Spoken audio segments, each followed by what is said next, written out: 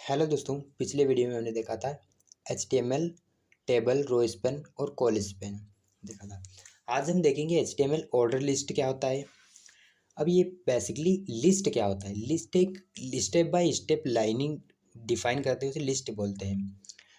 Order list the HTML all tag define the order list. An order list can be numerical और alphabet.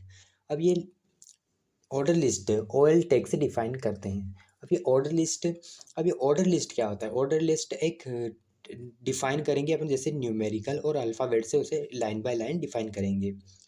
Order list HTML list. An order list start with the OL tag. Each list items start with the LI tag. अब ये LI tag क्या होता है। LI list of item होता है। The list item will B market with the numerical by default. इसका example देखते हैं। जैसे जैसे OL टैग के अंदर जैसे LI टैग लिखा, LI tag list of item, OL order list होता है इसका मतलब। All LI list of item, जैसे आइटम लिखा कॉफ़ी, टी, मिल्क, ये ऑर्डर लिस्ट हो गए। अब ये ऑर्डर लिस्ट एट्रीब्यूट क्या होता है।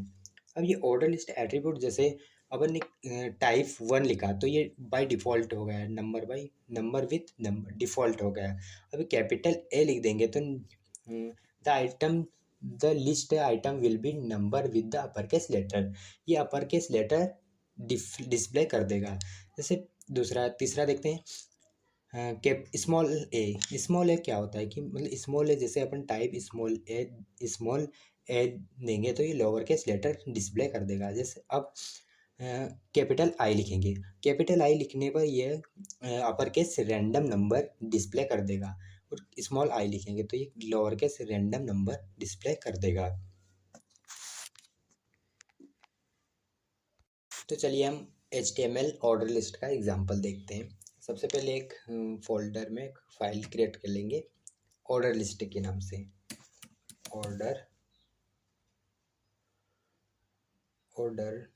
लिस्ट, ऑर्डर OL के नाम से लिख लेते हैं, or.html। अब कोड लिखेंगे अपन, डॉक टाइप HTML हेड। अब टाइटल भी लिख देते हैं, title order list, order list. अब बॉडी के अंदर अपन लिस्ट बनाएंगे, बॉडी टैग के अंदर। जैसे ऑर्डर लिस्ट OL टैग के अंदर लिखी जाती है, ऑर्डर लिस्ट। अब उसका आइटम देंगे LI लिस्ट ऑफ आइटम। जैसे अपन ने एग्जांपल देखा था, जैसे कुछ भी लिस्ट बना देते थे अपन, आइटम 1 या कुछ भी दे सकते हैं। जैसे डेटा वन दे देते हैं, लिस्ट 1, लिस्ट 2 के अंदर डेटा 2 आ जाएगा इसमें, डेटा 2। अब लिस्ट 3 के अंदर अपन लिख देते हैं डेटा 3 लिख देते हैं। अब इसको कंट्रोल S से सेव करके देखते हैं इसके अपना प्रिंट हुआ कि नहीं।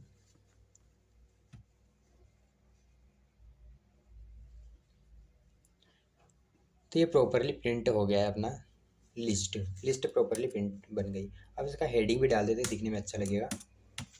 H2 ordered list control S से सेव करेंगे, इसको रन करके देखते हैं। ऑर्डर लिस्ट हो गई। अब इसके अंदर अपन टाइप ऑफ आई ने ये डिफाइन करके देखते हैं। सबसे पहले अपन टाइप ऑर्डर लिस्ट के अंदर टैग के अंदर टाइप लिखेंगे, टाइप 1 लिखेंगे। ये डिफ़ॉल्ट होता है, कंट्रोल S सेव करेंगे, डिफ़ॉल्ट, इसमें कोई भी चेंजेस नहीं होगी। ओपन इसको रन करके देखते हैं, कोई भी चेंजेस नहीं हुई। अब यहाँ पे टाइप ए ये एट्रीब्यूट होता है, कंट्रोल S से सेव करके इसको रन करके देखते हैं।